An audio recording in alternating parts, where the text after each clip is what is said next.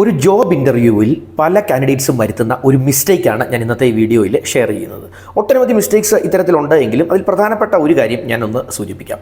അത് അനാവശ്യമായ സത്യങ്ങൾ വിളിച്ചു പറയുക എന്നുള്ളതാണ്. അപ്പോൾ ഞാൻ ഈ പറയുന്നത് കേൾക്കുമ്പോൾ പലർക്കും ഒരു ഡൗട്ട് തോന്നും, എന്താ ഈ അനാവശ്യമായ സത്യം?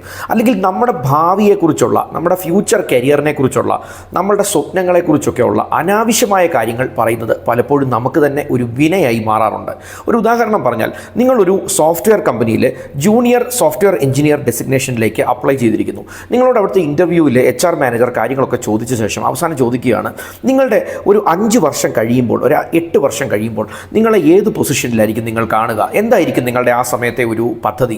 അപ്പോൾ നിങ്ങൾ പറയുകയാണ്, സർ, എൻ്റെ ഒരു പ്ലാൻ എന്ന് പറഞ്ഞു കഴിഞ്ഞാൽ ഞാൻ PSC എഴുതിയിട്ടുണ്ട്, അല്ലെങ്കിൽ ഞാൻ ബാങ്ക് ടെസ്റ്റ് എഴുതിയിട്ടുണ്ട്, അതല്ലെങ്കിൽ ഞാൻ MBAക്ക് വേണ്ടി ഹയർ എഡ്യൂക്കേഷന് വേണ്ടിയിട്ടുള്ള ഒരു എൻട്രൻസ് എഴുതിയിട്ടുണ്ട്.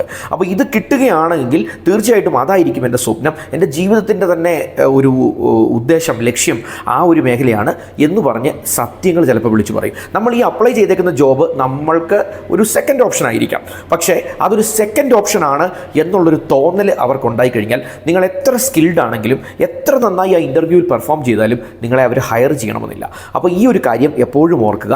നമ്മൾ അനാവശ്യമായ സത്യങ്ങൾ നമ്മുടെ ഭാവിയെക്കുറിച്ച്, നമ്മുടെ ഫ്യൂച്ചർ പ്ലാൻസിനെ കുറിച്ച് ഒരു 15 വർഷം കഴിയുമ്പോൾ നമ്മളുടെ ഉദ്ദേശങ്ങൾ എന്താണ് എന്നുള്ളത് ചോദിച്ചാൽ വ്യക്തമായി നിങ്ങൾ ഏത് ഇൻ്റർവ്യൂവിലാണോ വന്നിട്ടുള്ളത് ആ ഡൊമെയിനുമായി ബന്ധപ്പെട്ട, ആ പ്രൊഫഷനോ ആ കരിയർ ഫീൽഡുമായോ ബന്ധപ്പെട്ട ഒരു കാര്യം തന്നെ അവിടെ സംസാരിക്കാൻ ശ്രമിക്കുക. അതിലെ ഹയർ ലാഡേഴ്സിലേക്ക് നിങ്ങൾ എത്തിപ്പെടും എന്ന് പറയാൻ ശ്രമിക്കുക. ഇനി ആ കമ്പനിയിൽ തന്നെ നിങ്ങൾ നിൽക്കണമെന്നില്ല, നിങ്ങൾ ഉയർന്ന നിലയിലേക്ക് വളർന്നു കഴിഞ്ഞാൽ ആ ഡൊമൈനിൽ തന്നെ നിങ്ങൾ വളരും എന്നുള്ള രീതിയിൽ പറഞ്ഞ് സ്ഥാപിക്കാൻ ശ്രമിക്കുക.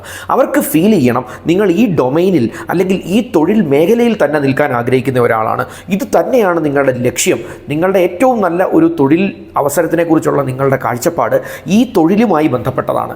അതായത് സ്ഥാപനമെന്നൊന്നും ഞാൻ പറയില്ല, പക്ഷേ ഈ തൊഴിൽ മേഖലയുമായി ബന്ധപ്പെട്ടതാണ് നിങ്ങളുടെ ഭാവി പദ്ധതികൾ എന്ന് അവർക്ക് ഫീൽ ചെയ്യുന്ന രീതിയിൽ പ്രസൻറ്റ് ചെയ്യാൻ സാധിക്കണം. ഇതുമായി യാതൊരു ബന്ധവുമില്ലാത്ത ഒരു ലക്ഷ്യത്തിനെക്കുറിച്ച് നമ്മൾ പറയരുത്. ഇതിന് എക്സാമ്പിളായിട്ട് ഞാൻ നേരത്തെ പറഞ്ഞതൊന്ന് പ്രത്യേകം ശ്രദ്ധിക്കുക. ഒരു IT കമ്പനിയുടെ ഇൻ്റർവ്യൂവിൽ സിവിൽ സർവീസാണ് എൻ്റെ സ്വപ്നമെന്ന് പറയുക. അതല്ലെങ്കിൽ ഒരു ബാങ്കിങ് ജോലിക്ക് ചെന്ന് അവിടെ ഇരിക്കുന്ന സമയത്ത് ഭാവിയിൽ എനിക്കൊരു അധ്യാപികയായി മാറാനാണ് എൻ്റെ സ്വപ്നം, നെറ്റും JRFും ക്ലിയർ ചെയ്ത് ഒരു കോളേജിലേക്ക് പ്രവേശിക്കുക എന്നുള്ളതാണ് എൻ്റെ സ്വപ്നം എന്ന് പറയുന്ന ഇത്തരം കാര്യങ്ങൾ ഒഴിവാക്കുക. ബന്ധമില്ലാത്ത കാര്യങ്ങൾ. കുറച്ച് കഴിയുമ്പോൾ അവർ ഫ്രണ്ട്ലി ആവും, ചില ഇൻ്റർവ്യൂവേഴ്സ് ഫ്രണ്ട്ലി ആയിട്ട് സംസാരിക്കും. അപ്പോൾ നമ്മൾ ഓർക്കും സത്യങ്ങളൊക്കെ അവരോട് വിളിച്ച് പറയാം. അപ്പോൾ ഇത്തരം കാര്യങ്ങൾ ഒഴിവാക്കുക. നിങ്ങൾ ഏത് ഡൊമൈനിലേക്കാണോ അപ്ലൈ ചെയ്തിട്ടുള്ളത് ആ ഡൊമൈനിൽ നിങ്ങളുടെ ഒരു താല്പര്യം പ്രകടിപ്പിക്കാനായിട്ട് ശ്രമിക്കുക. ഈ കാര്യം അടുത്ത ഇൻ്റർവ്യൂവിൽ ഒന്ന് ശ്രദ്ധിച്ചേക്കണേ. Wish you all the best.